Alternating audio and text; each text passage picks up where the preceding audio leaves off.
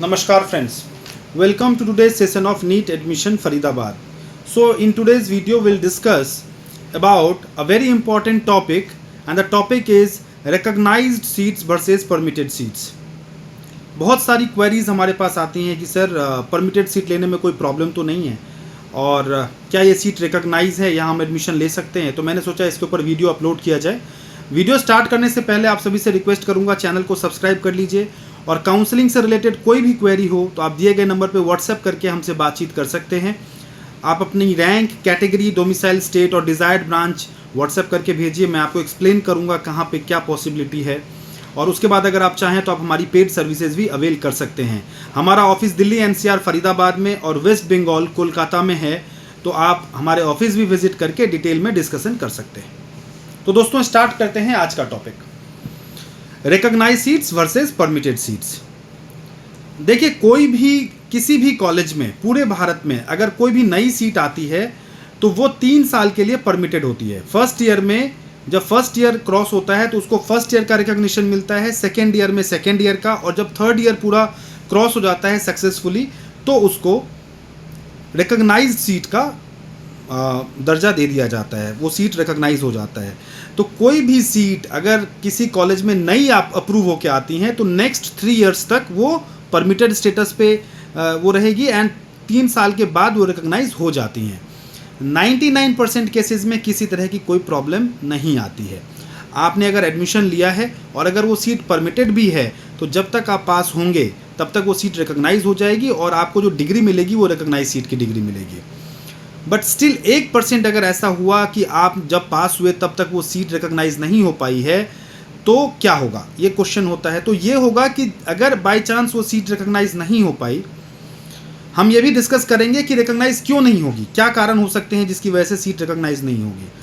तो पहले मैं ये बता दूं कि अगर वो सीट रिकॉग्नाइज किसी कारण से नहीं होती है तो जिस स्टेट से आपने वो डिग्री करी है उस स्टेट के अलावा आप दूसरे स्टेट में वो टाइटल यूज़ करके प्रैक्टिस नहीं कर सकते। मतलब सपोज आपने मेडिसिन किया है यूपी के किसी कॉलेज से और यूपी में वो सीट जिस कॉलेज से आपने किया है वो परमिटेड थी और वो रिकॉग्नाइज नहीं हो पाई 3 साल के बाद, तो आप किसी दूसरे स्टेट में जाकर के एमडी मेडिसिन का टाइटल यूज़ करके आप प्रैक्टिस नहीं कर सकते हैं, क्योंकि आपको रजिस्ट्रेशन नहीं मिलेगा उस स्टेट में। एमडी मेडिसिन का रजिस्ट्रेशन आपको नहीं मिलेगा, आपको सिर्फ यूपी में रजिस्ट्रेशन मिलेगा जब तक कि वो सीट रिकॉग्नाइज ना हो जाए।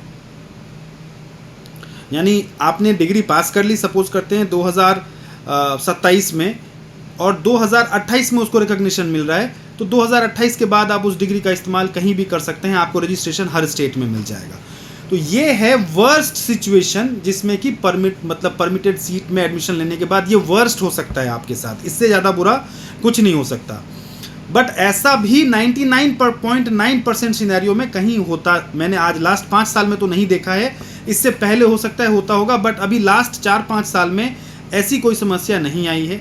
जिस कॉलेज में ऑलरेडी वो सीट्स हैं, मान लेते हैं किसी कॉलेज में ऑलरेडी 10 सीटें हैं मेडिसिन की और 5 सीट वो और लेके आ रहा है मेडिसिन की, तो उस कॉलेज में तो कोई दिक्कत ही नहीं आती है, बिकॉज वहाँ तो ऑलरेडी उनका पूरा सेटअप है, पूरा इंफ्रास्ट्रक्चर पूरा कंप्लीट है, बस उन्होंने सीट बढ़ाई है, उसका रिकॉग्निशन उनको मिल ही जाना है। तकलीफ वहाँ हो सकती है जो कॉलेज बिल्कुल नया है, जिसका इंफ्रास्ट्रक्चर डेवलप हो रहा है या जिसके पास में प्रॉपर सेटअप नहीं है, हॉस्पिटल इतना अच्छा नहीं है, वहाँ हो सकता है 1% कोई दिक्कत हो, बट आजकल कोई ऐसी दिक्कत होती नहीं है। मैक्सिमम जो कॉलेजेस हैं वहाँ सीट्स परमिटेड हैं आज के डेट में, क्योंकि पीजी की जितनी भी सीट आई हैं सरकारी में भी और प्राइवेट में भी, ज़्यादातर seats 40 to 50% seats permitted status में है, क्योंकि लास्ट 3-4 साल में ही इतनी सीटें इंक्रीज हुई हैं। तो बहुत सारे ऐसे कॉलेजेस गवर्नमेंट में भी आपको मिलेंगे एंड प्राइवेट में भी जो कि परमिटेड स्टेटस में है और रिकॉग्नाइज अभी नहीं हुए हैं, बट ये 100% श्योर है कि जब तक आप पास होंगे तब तक वो सीट्स रिकॉग्नाइज हो जाएंगी।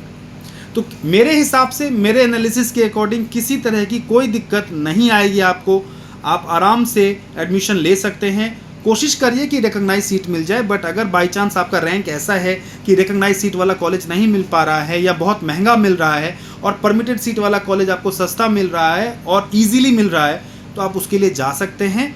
कॉलेज का आप देख लीजिए कि कॉलेज थोड़ा डिसेंट हो, ठीक ठाक हो, तो वहाँ पे परमिटेड सीट लेने में भी किसी तरह की कोई समस्या नहीं है। तो दोस्तों इस वीडियो में बस इतना ही, और भी इस तरह की वीडियोस लाते रहेंगे। नमस्कार।